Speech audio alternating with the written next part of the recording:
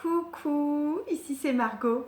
Donc la vidéo que je vous fais aujourd'hui, elle fait partie d'une série de vidéos sur la réussite en amour et je vous donne en fait à chaque fois une attitude clé à travailler.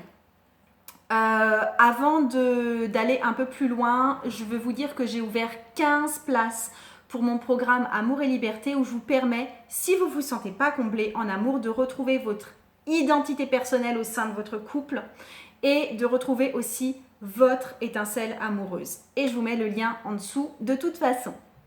Donc, comment est-ce que vous faites pour souscrire? Tout simplement, ça va commencer avec un entretien tout d'abord sans frais de 30 minutes où on va découvrir ensemble notamment quels sont les 3 principaux blocages du moment pour avoir la vie amoureuse que vous désirez. La clé d'aujourd'hui pour réussir votre vie amoureuse, c'est la curiosité. Donc, la plupart des personnes disent qu'elles connaissent leur partenaire. Mais moi, là, le shift que je veux que vous fassiez, c'est que j'aimerais que vous passiez du statut de personne qui connaît son partenaire au statut de personne qui découvre son partenaire. Donc, ce qui se passe quand on connaît son partenaire, c'est qu'on a tendance à vouloir valider ce qu'on pense de notre partenaire et du coup, on n'est pas ouvert au changement positif comme aux alertes si quelque chose va moins bien. On a tendance à toujours rechercher tel comportement qu'on connaît super bien de la part de notre partenaire. Et du coup, c'est impossible de faire évoluer une situation si on enferme l'autre dans des idées qu'on se fait de lui. Et on s'en fait forcément. Il y a un côté très logique et très confortable là-dedans. Mais je vous demande justement de dépasser un peu cette logique et ce confort-là. Le but, en amour, je suis désolée, mais c'est pas d'avoir raison et de valider sans cesse ce qu'on croit au sujet de notre partenaire, en bien comme en mal.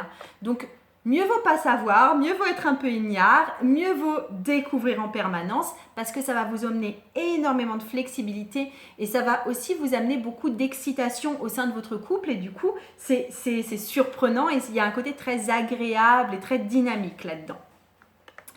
Si vous passez votre temps, sans le faire exprès, hein, c'est pas volontaire, mais à prédire quelque part le comportement de votre conjoint, à le trouver prévisible, à savoir déjà plus ou moins ce qui va se passer quand vous allez faire telle ou telle chose, eh bien vous allez aussi tout faire pareil.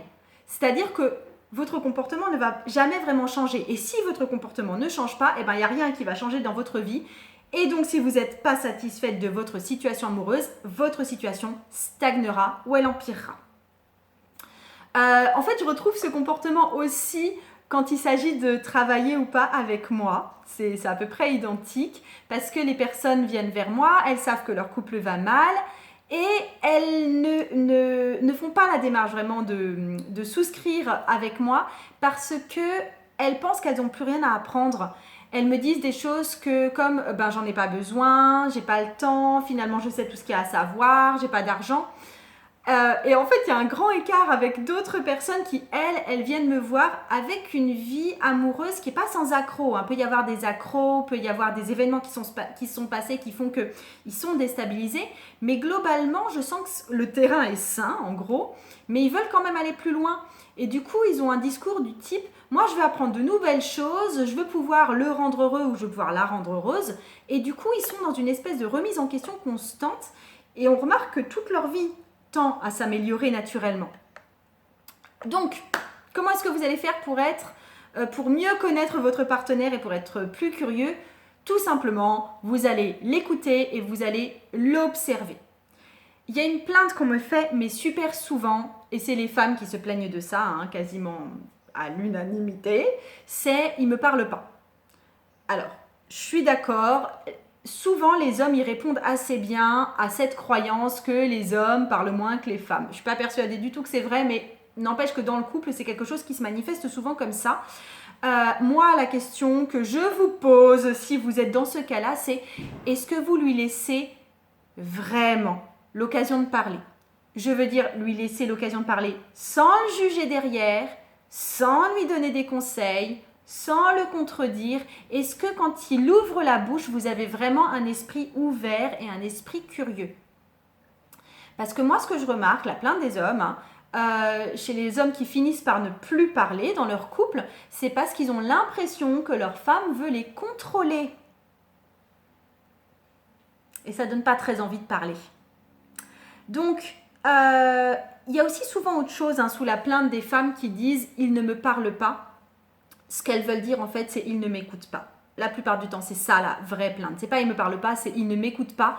Et votre besoin d'être écouté est souvent plus grand que le besoin de comprendre l'autre. Quand vous arrivez chez votre conjoint avec la demande « il faut qu'on parle » ou « on doit parler ensemble », la plupart du temps, ce que ça veut dire, c'est « j'ai des choses à te dire ». Et c'est pas ce que vous voulez dire, ce n'est pas « je veux en apprendre plus sur toi ». Donc là, je vous demande vraiment de prendre un temps de recul sur ce que je viens de dire, là, sur l'attitude que vous avez quand vous demandez à ce qu'il parle et de réviser peut-être votre attitude dans ce genre de moment. Alors, vous pouvez aussi... vous pouvez peu à peu réinstaurer en fait un dialogue avec votre partenaire en lui laissant la place de dire ce qu'il veut, c'est-à-dire parler de ses envies, parler de sa journée, parler de ses contrariétés, etc. Et vous aurez alors l'opportunité d'en apprendre vraiment plus sur lui. Mais ça ne marche pas sous la pression. Ça marche uniquement si vous faites preuve d'ouverture et de curiosité. Et c'est une très bonne méthode aussi pour ne pas être trop blessé par des choses qui pourraient vous heurter dans ce qu'il va dire. Parce que si votre position, c'est vraiment honnêtement juste d'en apprendre plus, vous vous sentirez beaucoup moins visé, beaucoup moins attaqué. Et lui, s'il y a des choses qui vous concernent, il ne le formulera plus non plus sous forme de reproche.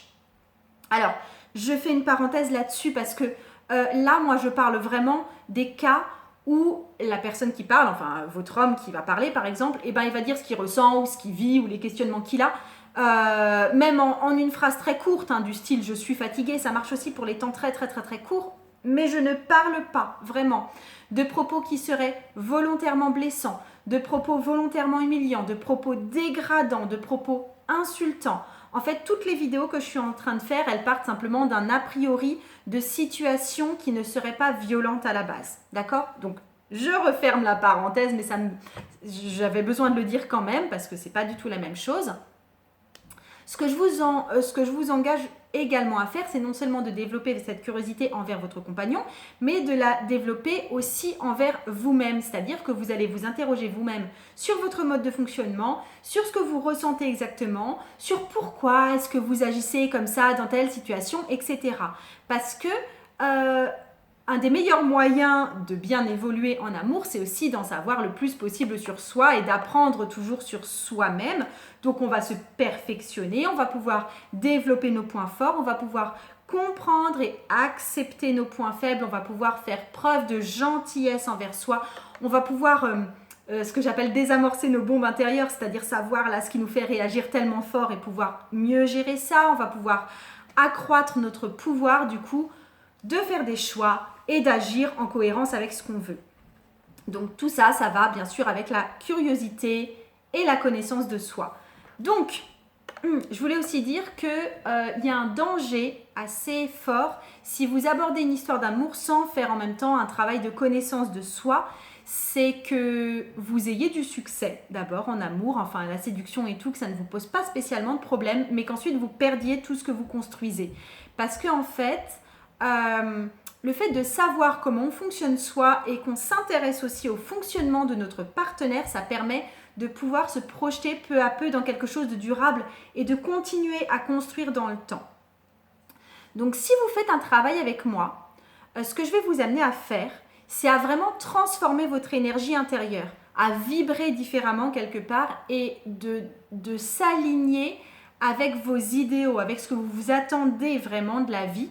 Parce que ça va vous permettre de poser des actions vraiment alignées avec ces idéaux. Et du coup, ça va vous permettre de vivre pleinement une histoire d'amour. Donc ça commence en fait par transformer son énergie à l'intérieur de soi. Ça commence par transformer ses croyances, sa perception de soi-même. Et bien sûr, je vous mets le lien en dessous et je vous fais des gros bisous. Et je vous dis à bientôt.